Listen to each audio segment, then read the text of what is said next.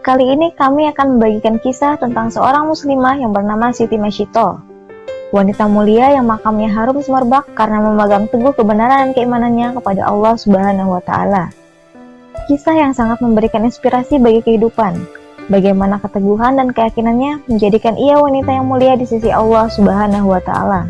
Wanita yang hidup pada zaman Fir'aun dan sekaligus menjadi pembantu untuk mengurus anak-anak Fir'aun. Fir'aun adalah si raja kejam yang menganggap dirinya sebagai Tuhan. Namun ternyata, di sekitar Fir'aun ada beberapa orang-orang terdekat yang diam-diam beriman kepada Allah Subhanahu wa Ta'ala dan Nabi Musa alaihissalam.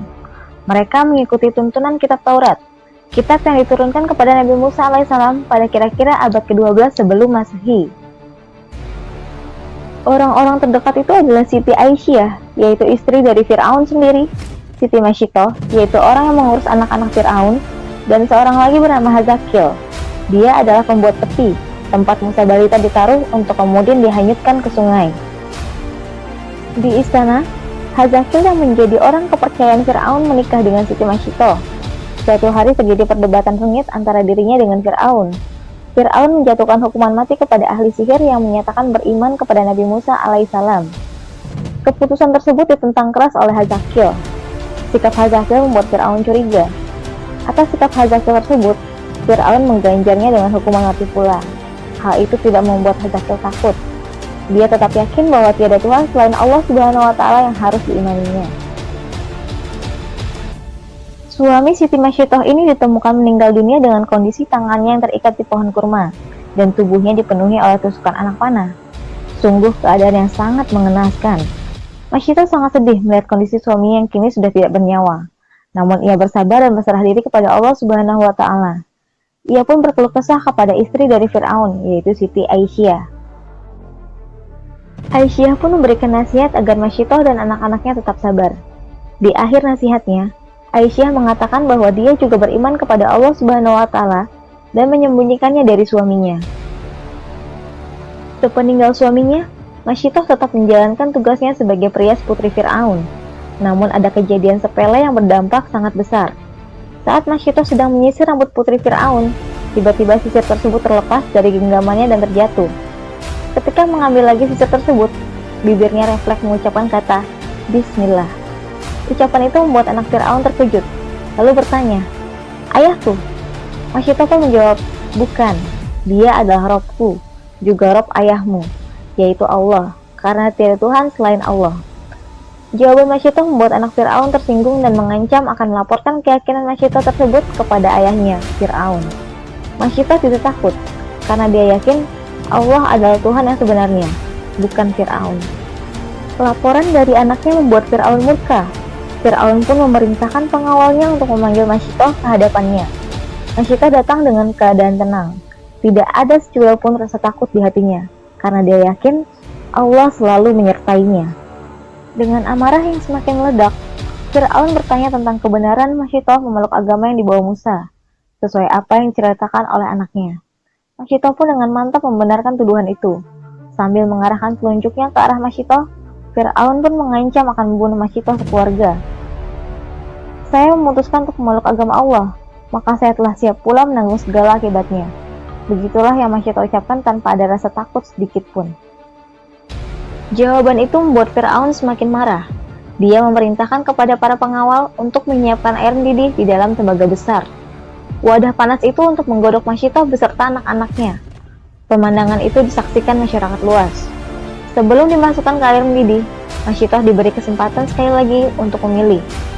Dia dan anak-anaknya selamat jika mengakui Fir'aun sebagai Tuhan, atau nyawanya terancam jika tidak mau mengakui ketuhanan Fir'aun. Siti Masyitoh tetap tidak gentar terhadap ancaman Fir'aun. Ia tetap yakin Tuhan sesungguhnya adalah Allah Subhanahu wa Ta'ala, bukan Fir'aun.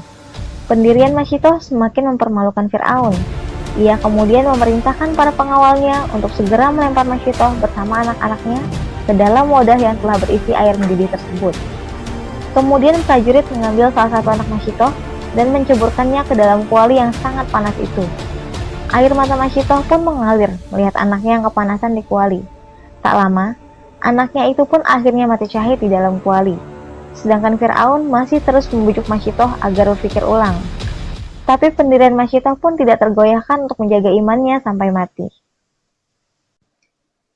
Belum kering rasanya air mata Siti Masyitoh setelah melihat kematian anak pertamanya di dalam kuali.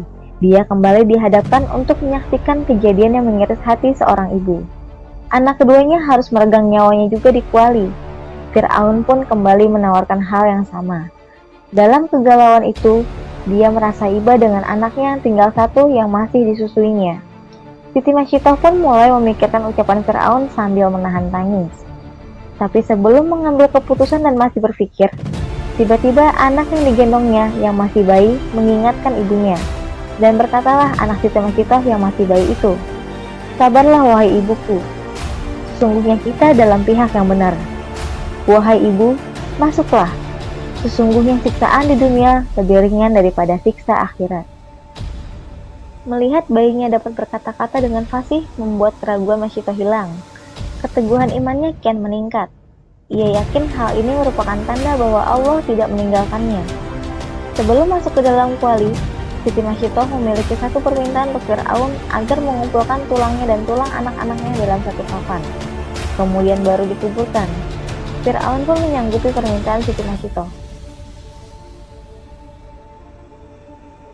Dengan yakin dan ikhlas kepada Allah, Masyitoh membaca, "Bismillahi tawakkaltu 'alallah wallahu akbar." Siti Masyitoh dan bayinya terjun ke air mendidih.